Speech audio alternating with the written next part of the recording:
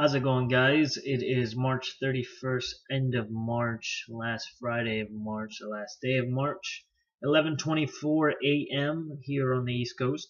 So I'm going to do today's vlog about seizing the day or tackling the day, however you want to look at it. I think I did a similar vlog, but I wanted to talk about uh,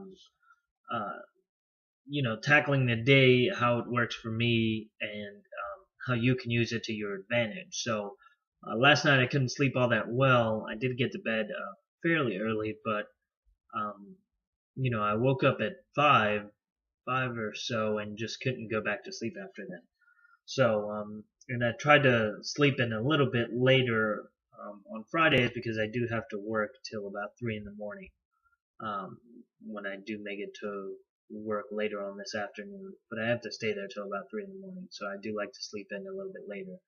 Um, but I did have an appointment at 8 o'clock this morning either way, so I had to be up kind of early. But I did wake up way before I set my alarm, and I just couldn't sleep. So I did use that opportunity to kind of get some things done on the internet, post a couple vlogs that I was holding out on, and get some things in order.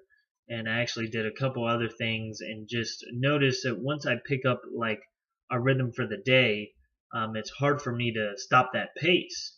And I noticed it kind of leads me to having a very fulfilling day, very beneficial day, and then I end up having a good evening because of it. Just my spirits are a little bit better if I tackle the day head on first with the more problematic things up front. Getting my workout out of the way, doing the vlog, and doing the other things that take some time out of your day. I did get a chance to run a couple errands this morning, make a couple phone calls, so everything was going pretty smoothly for me today. And if you wait around and procrastinate, I do this sometimes as well. Wait till the last minute to start your day. Get out of bed whenever it's convenient for you. Um, then sometimes you'll end up rushing. And I see this a lot in my wife. Almost, I'd say 90% of the mornings when she gets up, it's with just enough time to get ready and go to work. Today she was volunteering at work because she's cross training into something else, and she didn't necessarily have to be there by a certain time. And I just noticed the more relaxed pace she took, the effort she put into like doing things before she went to work, and it just changed her. In my opinion, it changed her mentality a little bit. When you give yourself the more opportunity to get ready and to tackle your day or to seize it, to me things go a little bit better. And you end up giving yourself more time, and you always end up finding like 10 different things you have to do before you leave the house. It never goes like just wake up, get ready, and leave. Especially when you live in your own house, there's always things you got to do before you leave the house.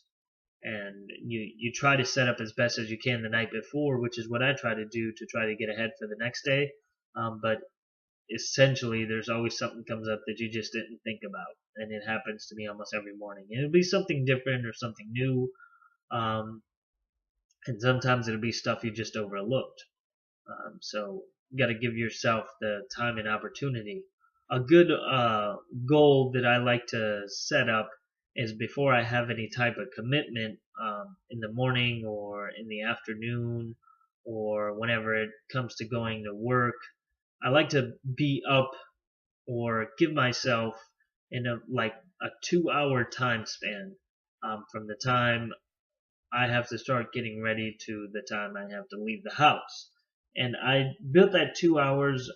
It used to not be so time demanding, but I mean, if I have my vlog, workout, got to eat before, shower, get ready. Sometimes you have to get, sometimes I'll have to get my daughter ready. But I noticed that with that 2 hour time window before I have to leave the house, so let's say I have to leave the house, like this morning, I had to leave the house by, let's say 7:45. So I should have been up by 5:45. just to give myself enough time and opportunity to do the things that I need to get done. And that 2 hour window really gives me an opportunity to um, kind of take care of mishaps or other things that come up um, that that are out of your control, that are just outside of the norm. Um, like if you have to pay bills or you're checking your account and you notice a mistake, it gives you enough time to make a phone call to the bank before you have to take off to your commitment. And I do the same thing. Like if I have to work at, let's say I have to work at 4:30, I like to be at my house, kind of distraction free, or at least committed to my house by 2 o'clock. So I use that's if I haven't done my daily things such as my workout or my vlog. But if I have done those things first thing in the morning, then I can dwindle my window down to, let's say 30 minutes to get ready and leave the house, which is a much more realistic time frame whenever you have a more relaxed and more in control uh, or less stress or less going on in your life. So I noticed those types of things work for me, and I've tried like an hour to get ready. I noticed that we end up rushing if we're trying to leave as a family, an hour and a half, same deal.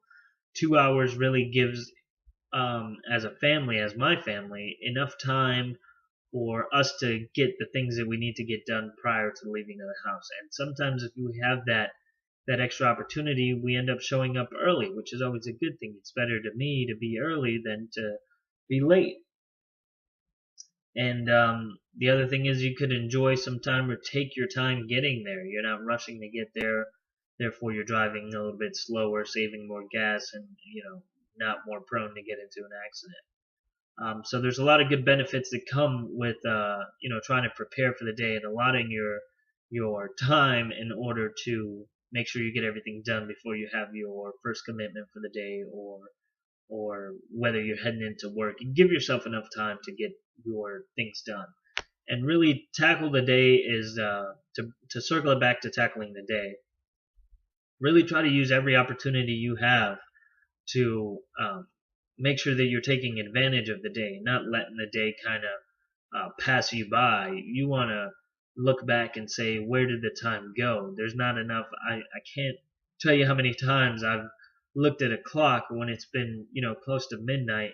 I'm like, man, where did the time go? I just, you've been nonstop all day, and you're very deserving of the rest. And like I've said before in previous vlogs, if my day is packed full of stuff, I tend to sleep a little bit better because you're mentally and physically exhausted. If you are not, if you've just been sitting on the couch all day, kind of dozing off here and there, and not doing much on a daily basis, if you're retired and you earn that right, that's one thing.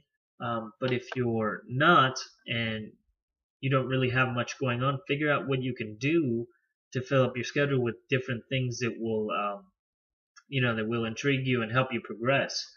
Because I promise you, you'll end up being a little bit more physically active, which will be healthier. You'll be physically tired at the end of the day, and you have to engage your brain in those different activities, which will make you mentally tired, and the fatigue will naturally kick in, which will cause a better night's sleep, at least in my respect, in my opinion. And I notice it kind of correlates with a lot of other people too. And once what I'm finding difficult now in relation to tackling the day is my sleep hours are not always the same. I try to make sure that I get 8 hours of sleep, at least 8 hours of sleep a night.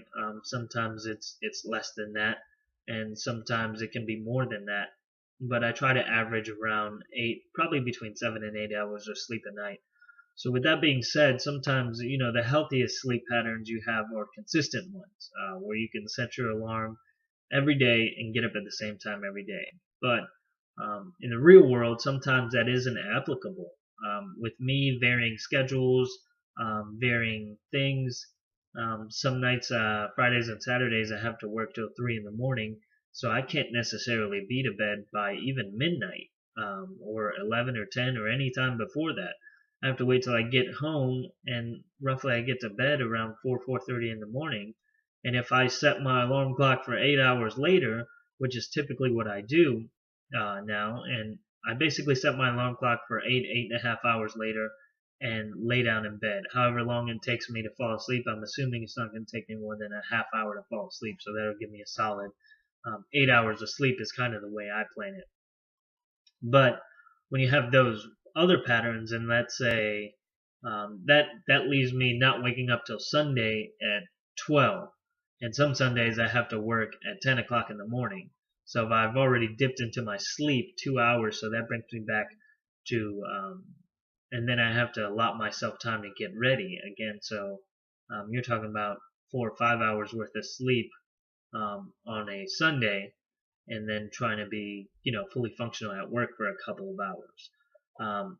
And then you're off to a Monday, which you may be able to go to sleep a little bit earlier on Sunday, but flip-flop in that sleep schedule.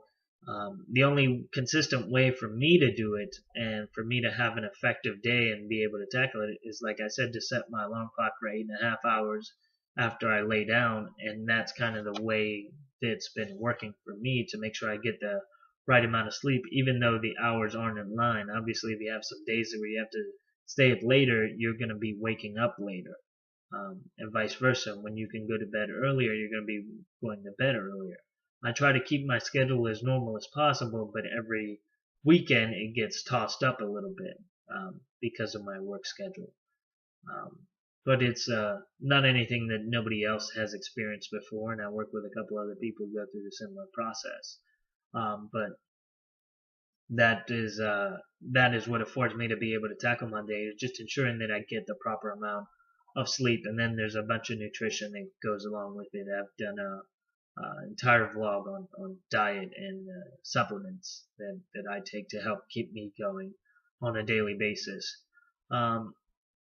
The other thing I wanted to talk about was making sure that you're properly, that you've eaten properly and slept properly so you can be able to tackle the day. If your day requires a lot of energy, physical and mental exertion, you have to make sure that you're getting the proper rest and eating the proper foods. And I can't stress that enough. I notice that when I eat poorly, I perform poorly and I'm more tired. Vice versa, when I sleep too much, I perform poorly as well. And it's just coincides one hand in the other, and it's just something that I've learned kind of over time. To obviously, when you eat better, you feel better and you perform better, and when you sleep better, you actually get some good sleep, you end up performing better as well. And if you marry those two, eating well and sleeping well, you really have already some recipes for success there, and it really makes life a lot easier. So that'll be it for today's vlog on tackling the day and seizing it, for that matter. I hope you guys enjoyed it. I'm up to 59 subscribers. I appreciate you guys watching, liking, commenting, subscribing, and all the same. And I appreciate you guys leaving me some feedback. I had a bunch of messages when I got back home from my appointment this morning, which I was really excited to reply to all of them to. And we'll see where things continue to go. I won't be doing the end of month vlog today. I will probably be doing that one tomorrow to reflect on the month of March and to set up some new goals for the month of April, I believe, is next month, and see how I did with the goals that I set for March. So that'll be tomorrow's vlog, and you guys can tune in and watch that one. But I appreciate you guys watching, and I'll see you on the next one.